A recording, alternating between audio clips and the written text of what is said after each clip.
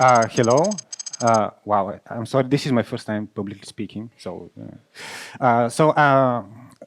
We have prepared some interesting lecture for you. I think that you enjoy it. It will start with me presenting the history of Chibi Phoenix and how we arrived where we are, and where the roots of our processes and what we do are. So first of all, Chibi Phoenix is a independent, fairly big studio. For an independent studio, we don't have publishers, we don't have anything, and we have the mantra of we do everything ourselves, meaning that we do our own customer support, QA, we make our own content and games, we have even our own payment systems, we make our own tools, we actually don't use some off-the-shelf engines. We just make everything ourselves that is very custom for our needs. And that has been one of the very core values, so that, when Unity changes their payment structure, we don't care because we use our own stuff that isn't licensed. And so the roots are actually in a fairly old, 13 years ago. There was this comic book platform called Amilova, which was for comic creators to share their comic books, get monetized, and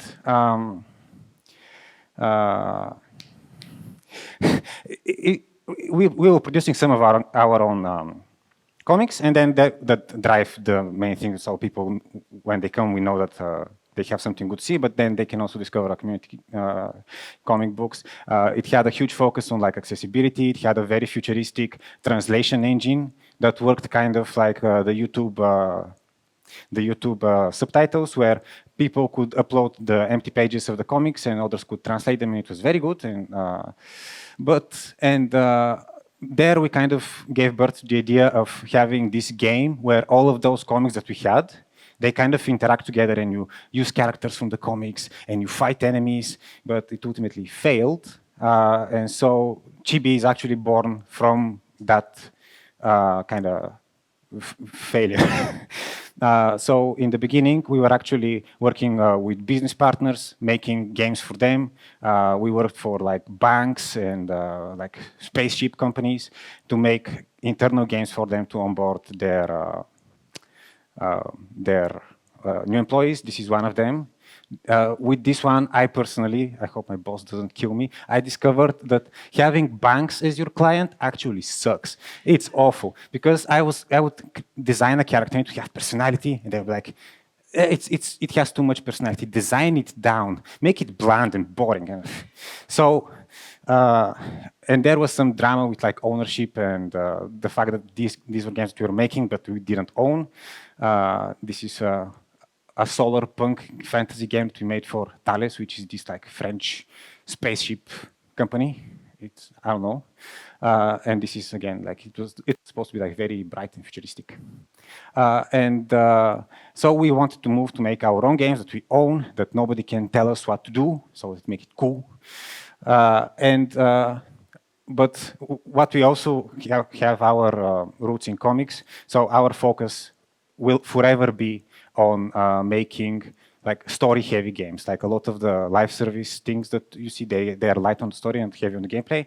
And we will do the reverse, which is that we have a lot of story, but what we fairly quickly discovered when we were making Manga RPG is that having purely visual story, it's fine, but it gets boring very quickly. So we decided to actually implement some of our legacy comic books to actually mix the visual novel stuff with this is puppets that we move around, and then for the action scenes we have actual comic book panels that move, and we tapped into our past knowledge of making comic books to do this. So our entire production, because all of the original artists in Chibi, they were working in comic books, they knew how. I'm moving way too fast, holy shit. Yeah, I should wait a little bit, I should stretch. They had experience in that, and a lot of the comic book production is these days is heavily inspired by what Marvel pioneered in the 80s, meaning Before that, it was like one artist just takes like a big script from a writer, and the script is longer than the comic book usually, and the artist just draws it, and it's very slow. But what Marvel discovered, because Stan Lee wanted to write everything, that they need a more like separated project, separated process where you have one person doing one thing, another person doing another, and we adopted that process for our illustration, and we invest heavily in illustration. That's our driving force as a studio, is the artists and the illustrations that they produce. So our process is exactly the same. Meaning that usually a single illustration will be worked by at least 2 people, maybe 3 or even more sometimes, where one person would like create the pencils, which will be like this drafty thing. Then another will go and clean up the lines, and we call that the inks, even though it's digital. And then a third person will do the colors. That affects obviously the style. This is the process usually. Like this was all made by me, but in general, it should be like different people. This is kind of a draft. This is cleaned up, and then with the colors in the end. Now, this has its limits, but it's very fast. But obviously, like we have to see the lines of the characters, and we kind of want to embrace those limits, and because they really work for our scale and for what we want to do. It allows us to create a lot of things that look good and are also fairly fast and easy to, like, it's possible for a character to go from like not existing at all to actually being fully implemented with everything in a week. So, and we don't cut corners everywhere. We just split the work between multiple people. So that, for example, somebody maybe designs it, then another drafts it and comes with the pose and stuff. So this is just some art of the main villain that you see in Manga RPG in the beginning. She's just this shapeshifter, and we wanted to put all kinds of animalistic details in her because, I don't know, it fit with the shapeshifting idea. So she's a snake with wings and has horns and skulls. Yeah, so, and another thing that we were looking for when we decided to start making Manga RPG is we looked at the existing visual novel engines and how we can implement them in our game. And what we discovered is that they are way too complex and have a lot of features that we absolutely don't need.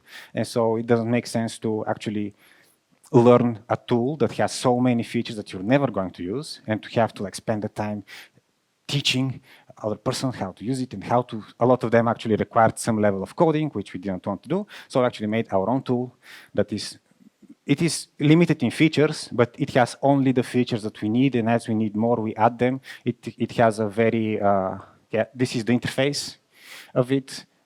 You have your scene, and there you have your container with assets, and you basically just need to click buttons and move things around. You can zoom them in, fade them in and out. You can do some really cool things with a very, very simple tool. Like that's the interface. And you see that there for the assets, we have like 3 buttons, but it works really well for us. It allows us to do exactly what we want to do, and we are developing it further as we need more and more stuff. But this is something that we showed some of our new people, and they learn it in like a day or 2 how to use it. And it's a very, very good tool for us that we made, because we do everything ourselves. Like we try to not use other tools. Like it's better for us to own it and to just be able to do whatever we want with it.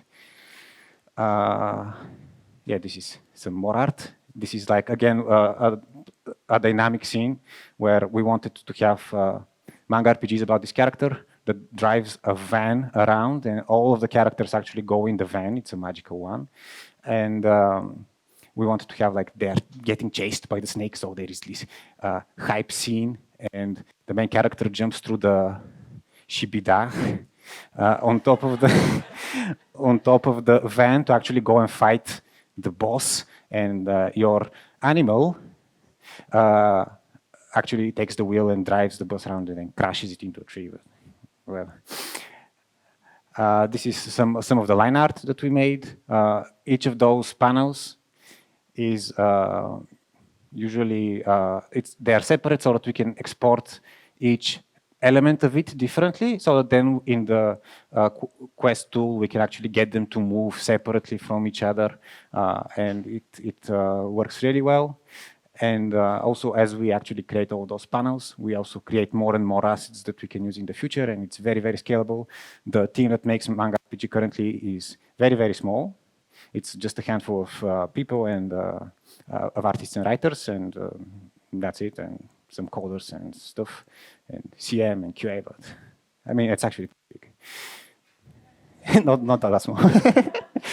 um, um, and so in Manga RPG, we'll actually give the idea for it is to actually rebirth the idea that we had with Amilova way back in the day. So we have the current main story of Manga RPG. That introduces characters and you collect them and then you use those characters to like fight other players or fight in the game's challenges, like to climb the tower or to do the labyrinth, stuff like that. It's a very casual browser hero collector with like systems for progress. You can equip all of your characters, you can level them up. Each character comes with a bunch of story that is contained to the character, and it's made with our tools. But the idea is actually to open this up and to have more than one franchise in the game itself, like we did with Amilova way back in then, and have all of these characters from different franchises, just interacting with each other in terms of gameplay. This will necessitate some stylistic difference that we will actually intend to embrace, because when we were making Amilova, we noticed that it works. So we will just repeat it. And yeah, that's kind of what we intend to do. We will be updating it. We will be adding more stories, and then like this is the map for the current franchise, but you will be able to like switch it and go to another one, collect the heroes from it, and they will be just all together in the same game, in the same place. It should work. For now, we're just focusing on this one, but the idea is to actually open it up for partners, for other people who want to like license out their stories or want to create stories. We're considering maybe opening up our tools for other people to use them, but that is still like, maybe it's a huge maybe on that one, because we don't know how exactly to handle it, but we want to do it. And then other people will just put their stories in. We are experimenting with just taking a more comic booky approach to a different story that has way less visual novel and way more actually panels and fully drawn characters interacting with each other.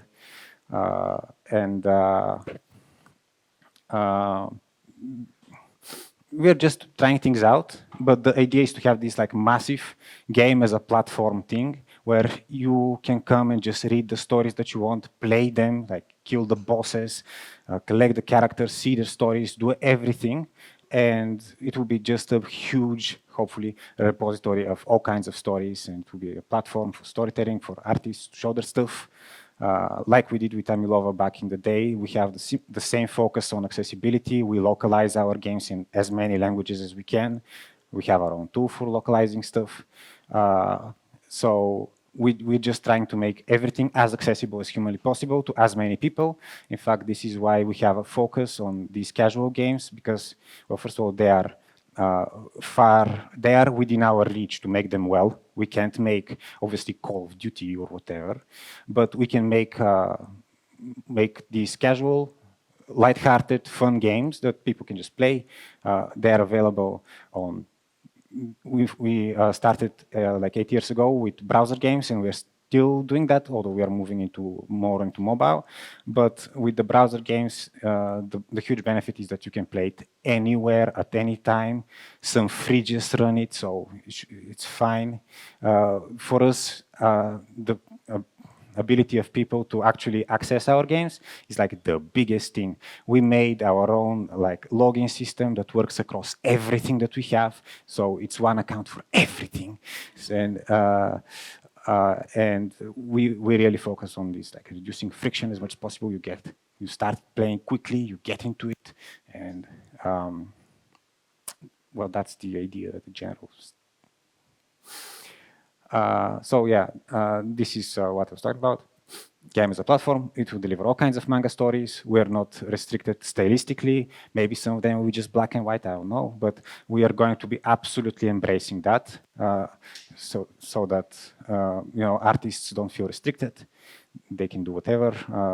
We allow them, actually. There will be some restrictions for rating stuff and quality.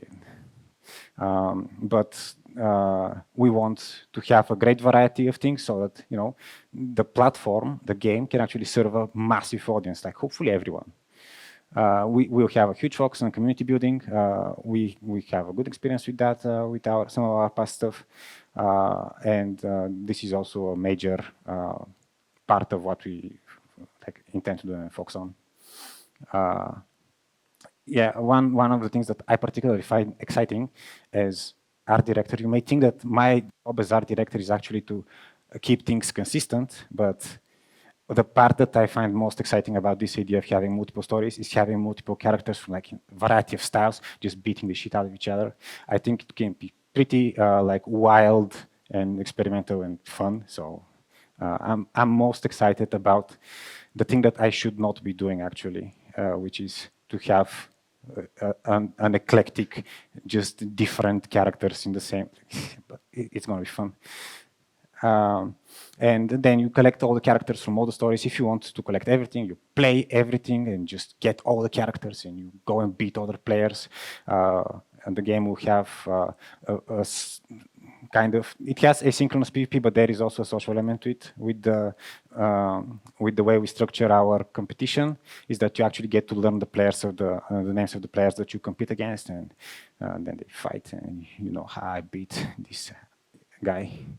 And that's the main gist of Manga RPG. This is the style. This is the main hero. That is his starter armor. He'll get a cooler one as the story progresses. And we some of you maybe saw, we have a trailer for it that is not in the presentation because I forgot to put it. And we also can show you a demo of the game, but we need to guide you because it's currently in a very like early alpha. We made it accessible so that we can show it to people, but they should not be playing it state. And for you to see like the actual story in motion, I think it's pretty exciting. What we can do with just a very small team of people